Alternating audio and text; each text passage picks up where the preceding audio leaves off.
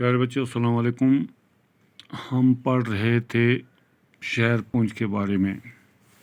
آج ہم پڑھیں گے پیج نمبر 79 سے. آخر میں وہ سب لوگ میری طرف متوجہ ہوئے. ڈاکٹر کے بیٹے تمہارے پاس کیا ہے دکھانے کو؟ کچھ تو ہوگا، باورچی کا بیٹا بولا. جیب ٹٹول کر دکھاؤ. میں نے اپنی جیب ٹٹول کر ڈرتے ڈرتے اپنا وزیر آبادی چاقو نکالا. وزیر آباد کے چاقو اس زمانے میں بہت مشہور ہوتے تھے. میں اس چاقو کو اپنے وطن وزیر آباد سے لایا تھا. اس کی ہاتھی دانت کی تھی.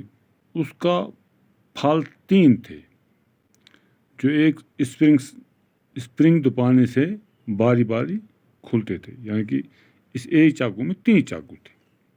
یہ وہ چاقو تھا جو مجھے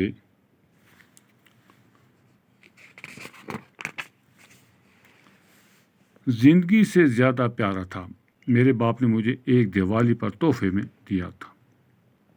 میں نے جب اپنا سفید ہاتھی والا چاقو جیب سے نکالا اور اس کے خفیہ اسپرنگ کو دبا کر اس کے پھل دکھائے تو دونوں راجکمار مبہوت ہو گئے.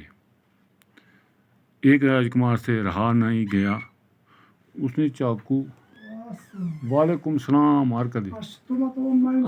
جی اس نے چاقو میرے ہاتھ سے چھین کر اپنی جیب میں ڈال دیا اور بولا اس سے ہم رکھیں گے.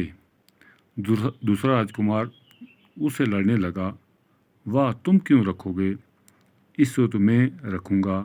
میں تم سے بڑا راجکمار ہوں. پیارے بچوں آج اتنا ہی.